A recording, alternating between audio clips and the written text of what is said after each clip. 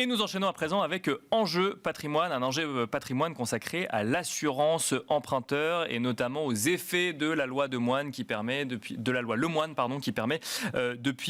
ans maintenant de renégocier à tout moment son assurance emprunteur. Qu'en est-il 2 ans après? A-t-on vu des pics de renégociation? Quelle tendance à l'heure actuelle, donc fin 2024, début 2025? Pour en parler, nous avons le plaisir de recevoir 2 experts du sujet sur le plateau de Smart Patrimoine. On accueille tout d'abord Agnès Brua. Bonjour Agnès Brua. Bonjour Nicolas. Vous êtes directrice générale de MetLife France, donc un assureur de personnes. Et MetLife France édite notamment un baromètre CSA emprunteur. Et notamment, il y a l'édition 2024 et vous allez pouvoir nous dire ce que vous avez constaté en matière d'assurance emprunteur. On accueille également Ludovic Usieux. Bonjour Ludovic Usieux. Bonjour Nicolas. Vous êtes cofondateur d'Artemis Courtage et vous allez pouvoir nous dire effectivement ce que vous constatez dans les négociations que vous pouvez mener sur le sujet de l'assurance emprunteur. Agnès Brua, on va commencer avec vous, notamment sur les chiffres que vous constatez donc, au sein du baromètre CSA emprunteur 2024. Est-ce que vous constatez que depuis que la loi Lemoine est entrée en vigueur, on a eu un pic de renégociation, tout le monde a voulu renégocier son assurance emprunteur. Et qu'en est-il en 2024 après une année 2023 où là pour le coup on en a beaucoup parlé du fait de son entrée en application? Alors, donc, on a effectivement réalisé un baromètre emprunteur en 2023 et en 2024 auprès de courtiers en crédit, courtiers en assurance, CGP. Donc, on peut comparer les résultats entre 2023 et 2024. Donc, on avait vu une hausse, un succès, on va dire, en 2023, beaucoup de substitutions. D'accord. Ce qu'on voit en 2024, c'est plutôt une stabilisation. D'accord. On a 70% des distributeurs qui nous disent que pour eux, l'activité en substitution est stable. Et on a aussi un autre élément, c'est par rapport aux freins qu'on pouvait constater. Donc le premier frein qui était cité en 2023 était le frein des banques. Et le deuxième frein... La difficulté à changer, c'est ça C'est ça. Parfois, les banques qui pouvaient être un petit peu difficiles pour changer d'assurance emprunteur. Dans le cas où l'assurance était proposée par la banque ou en tout cas une filiale de la banque qui proposait le crédit immobilier. D'accord. C'est ça. Et que l'emprunteur souhaitait donc faire procéder au changement de son assurance emprunteur. Donc le fait que les banques, créent peut-être des difficultés. Donc c'est un frein qu'on constate toujours, mais qui a diminué de 15 points par rapport à l'année dernière. Et le deuxième frein qui était cité, c'était la complexité de la procédure de changement d'assurance emprunteur, donc pour les courtiers et leurs clients. D'accord. Et c'est un frein qui a là aussi reculé. Oui, parce que finalement l'idée de la loi Lemoine, c'était justement de simplifier au maximum quand même ce changement. Tout à fait. Et je pense que les banques, en fait, s'y sont préparées en interne. Donc aujourd'hui, c'est beaucoup plus fluide du côté des banques. Et je pense qu'aussi, il y a un certain nombre d'acteurs et d'assureurs comme MetLife qui ont mis en place des services un petit peu clés en main qui permettent d'accompagner les courtiers en envoyant les courriers recommandés, en relançant si on voit qu'il n'y a pas de réponse de la banque, et voire même en appelant les conseillers bancaires pour pouvoir en fait éditer les avenants, parce qu'il y a quand même tout un process opérationnel donc qui semble en tout cas se fluidifier, c'est ce qu'on constate. Ludovic Usieux, c'est plus simple en 2024 de changer, en 2025, mais on regarde un petit peu l'activité 2024, c'était plus simple en 2024 de changer d'assurance emprunteur qu'en 2022 par exemple? C'est beaucoup plus simple. D'abord, il faut dire que la loi Lemoine, c'est la plus belle réussite de toutes les couches de réglementation et de loi qu'il y a pu y avoir sur l'assurance emprunteur depuis 2010 et la première loi Lagarde. Le process pour en sortir ou pour changer d'assurance emprunteur est beaucoup plus efficace. Et puis, ce qui est vrai, c'est que tout le monde s'était préparé à cette loi chez les courtiers en assurance, chez les assureurs, et qu'il y a des processus qui sont plus fluides, c'est beaucoup plus simple. C'est des petits formulaires à remplir. Il y a des courriers automatiques qui sont envoyés soit par le courtier, soit par l'assureur, et on sort plus facilement de sa première assurance pour en changer. Ça prend combien de temps globalement de changer d'assurance emprunteur? De quelques semaines à quelques mois, selon les formalités médicales, selon le montant à assurer ou à réassurer.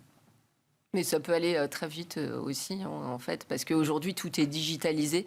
Après, c'est le temps, effectivement, que les banques procèdent au changement d'assurance, mais la souscription en elle-même peut être très rapide. La souscription est rapide. Après, il y a une petite période. Il y a le changement. Oui, c'est ça. Il y a le changement. Entre Voilà, la souscription qui se fait vite, mais après, le transfert, là, peut prendre plus de temps. Ludovic Cusieux, pourquoi est-ce qu'on change d'assurance emprunteur? Parce que l'idée, c'est de payer moins cher, si je comprends bien, potentiellement de réduire le coût de l'assurance emprunteur. C'est l'unique raison qui a fait qu'en 2023 et 2024, on est venu vous voir pour vous dire comment est-ce que je fais pour changer d'assurance emprunteur, comment est-ce que je fais jouer la concurrence. C'est comme ça que ça s'est passé? C'est comme ça que ça s'est passé. Ce qui a un vrai succès, c'est le côté pouvoir d'achat, où de toute façon, les assureurs avaient baissé le montant des primes qu'elles prélèvent aux emprunteurs. Et je pense que depuis 2010, la baisse est facilement constatable, probablement aux alentours de 30 ou 35%. Côté pouvoir d'achat, c'est donc une franche réussite. Côté concurrence, on progresse d'année en année. La loi Lemoine est une pierre supplémentaire pour progresser dans la mise en concurrence des banques assureurs et des assureurs. La première raison, c'est le prix. En général, soit on a été dans un process de souscription de crédit immobilier, il y a une assurance qui est collée au crédit immobilier, on a voulu aller vite, on n'a pas forcément bien comparé au moment de l'acquisition, et puis quand on a un peu plus de temps, on revient sur le sujet on revient sur le sujet, on regarde, et puis potentiellement on souscrit une nouvelle assurance. Et puis l'autre cas de figure le plus courant, c'est après quelques années de suivre l'actualité, de s'apercevoir qu'il y a des lois maintenant qui permettent d'en sortir plus facilement, et on fait une petite comparaison et après on se pose la question et on décide. Et alors c'est justement pour cette raison, Agnès Brua, que j'aimerais revenir sur ce que vous constatez dans le baromètre, parce que vous nous dites pic de renégociation en 2023, stabilisation en 2024. Comment est-ce qu'on l'interprète? Ça veut dire que passé le pic, finalement, la mode est passée, ou début de nouvelles tendances, puisqu'on reste sur les mêmes niveaux de 2023 qui, eux, étaient quand même particulièrement impressionnants par rapport à 2022, si je comprends bien. Ouais. Alors, ce qu'on constatait aussi l'année dernière, c'est qu'on avait 80% des dossiers qui étaient faits dans les 2 premières années, qui étaient substitués dans les 2 premières années de souscription. D'accord. Ce qui s'est passé, c'est que, comme vous le savez, le marché de l'assurance emprunteur a fortement ralenti en 2023 avec la hausse des taux. Bien sûr. Forcément, il y a eu moins de nouveaux dossiers. Et ce qu'on voit cette année, c'est qu'en fait, il y a une diminution. C'est-à-dire que les personnes qui substituent, c'est plus forcément que des personnes qui avaient souscrit dans les 2 premières années, mais c'est plus long. D'accord. Par exemple, on a 69% des personnes qui ont substitué moins de 2 ans après la souscription, alors qu'on était à 80% l'année dernière.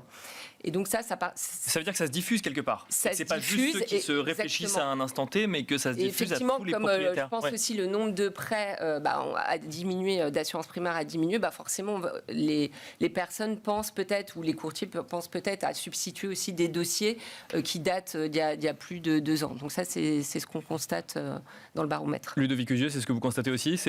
Indéniablement, il y a eu un effet nouveauté. Oui. Au moment où la loi Lemoine a été médiatisée, on en a beaucoup parlé, il y a eu un effet nouveauté.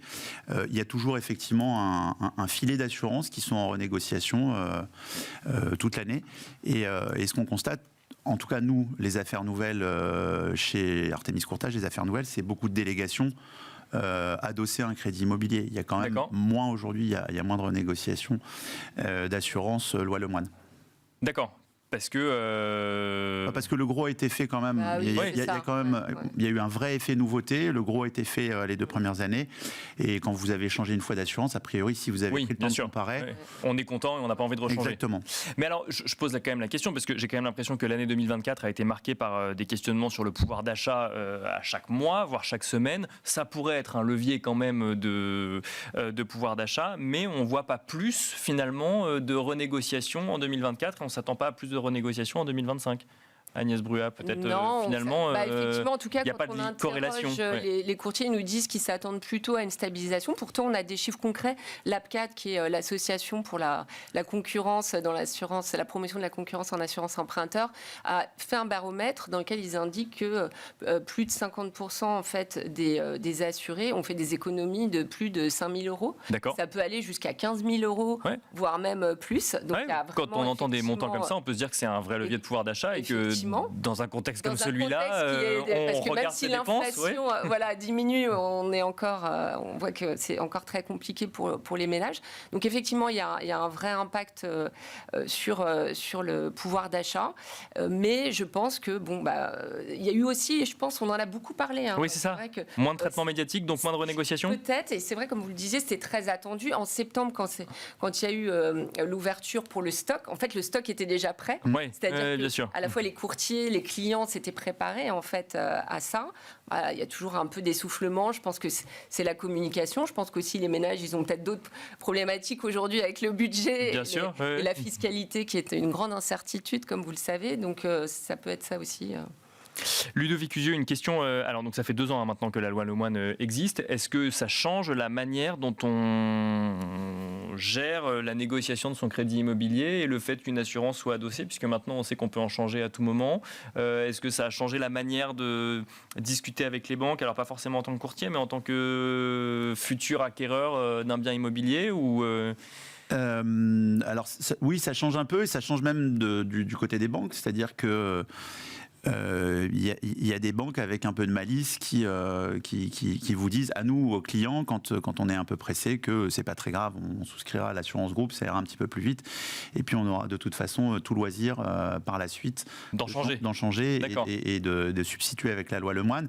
Donc oui, c'est amusant parce que ça devient un argument de vente de l'assurance groupe quelque part. C'est pour ça que j'ai qu'il y a un peu de malice, mais pour le coup, les façons d'en sortir sont beaucoup plus simples aujourd'hui et c'est réel. Avant, moi quand j'ai commencé ce métier, on était un peu enfermé dans son assurance pendant la durée du prêt. Si vous aviez emprunté 20 ans et que vous gardiez votre crédit 20 ans, il y avait quand même peu de façons d'en sortir. Bien sûr. Aujourd'hui, c'est assez simple. Et les process sont simplifiés par les assureurs et les courtiers. Donc c'est un argument qui fait mouche d'un côté comme de l'autre. Agnès Bruat, est-ce que du coup les assureurs ont dû d'un coup d'un seul s'attendre à voir grossir leur activité côté assurance emprunteur ?